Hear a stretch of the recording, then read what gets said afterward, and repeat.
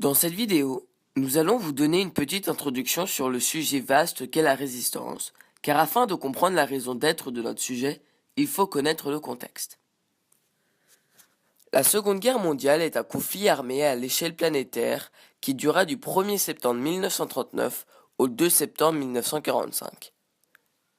Cette guerre opposa deux camps, les Alliés et l'Axe. L'Axe est composé de l'Allemagne nazie, l'Italie fasciste et l'Empire du Japon. Les Alliés regroupent les États-Unis, l'Union soviétique et le Royaume-Uni. Le 1er septembre 1939, Hitler, chef de l'Allemagne nazie, envahit la Pologne. Le 3 septembre, la France et le Royaume-Uni déclarent la guerre à l'Allemagne. Après avoir envahi l'Est, Hitler se retourne en 1940 vers le nord et l'ouest de l'Europe. La France ne s'est pas battue tout de suite avec l'Allemagne. On appelle la période entre la déclaration de guerre et le début des combats la drôle de guerre, du 3 septembre 1939 au 10 mai 1940. En France, le général Pétain veut faire une guerre de position contre l'Allemagne. Dans cette pensée, il demande à André Maginot, le ministre de la Guerre, de créer une ligne de défense contre les Allemands. Mais les Allemands qui avaient conquis la Belgique attaquaient la France où la défense était la plus faible. La France, ayant investi tout son argent dans la ligne Maginot, n'eut pas autant de chars et de forces aériennes pour lutter contre les Allemands.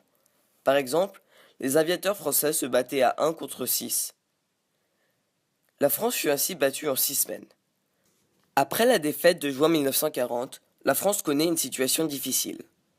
Occupée par l'armée allemande du Nord, soumis au régime collaborateur de Vichy au Sud, les Français s'orientent progressivement vers la résistance et peuvent ainsi participer activement à leur propre libération. En 1942, l'Europe est entièrement sous contrôle nazi.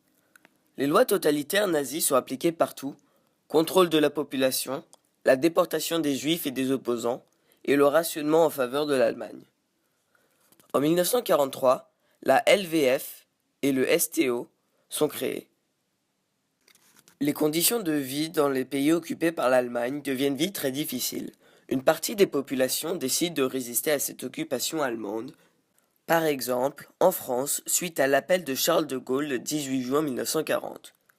En 1941, l'Allemagne envahit l'URSS, jusque-là son allié. Staline entre en guerre contre Hitler. Après la bataille de Stalingrad, de septembre 1942 à avril 1943, les Soviétiques reconquièrent l'Europe de l'Est jusqu'à Berlin. Dans la nuit du 5 au 6 juin 1944, grâce au débarquement de Normandie, les Alliés libèrent l'ouest de l'Europe. Hitler se suicide et l'Allemagne capitule le 8 mai 1945. Peu après, le Japon capitule le 2 septembre 1945.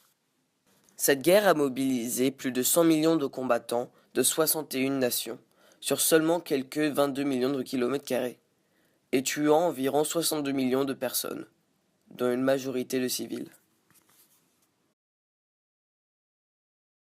Le 18 juin 1940, le général Charles de Gaulle, avec l'aide de la BBC, diffusait un discours qui appelait les Français à rejoindre la FFL à Londres ou de résister en France. Dès cet appel, certains Français ont traversé la Manche clandestinement pour aider le général. Ces résistants ont participé à la lutte contre l'envahisseur qui a constitué en des actions de renseignement, de sabotage ou des opérations militaires contre les troupes d'occupation, essentiellement allemandes, mais aussi les forces du régime de Vichy. À partir de 1942, des réseaux de résistance rassemblant des hommes et des femmes engagés de tout horizon ont été créés en France. On appellera leur ensemble la FFI, Force française de l'intérieur, organisée par un résistant nommé Jean Moulin. C'est en partie grâce à cette résistance que la France fut libérée en août 1944.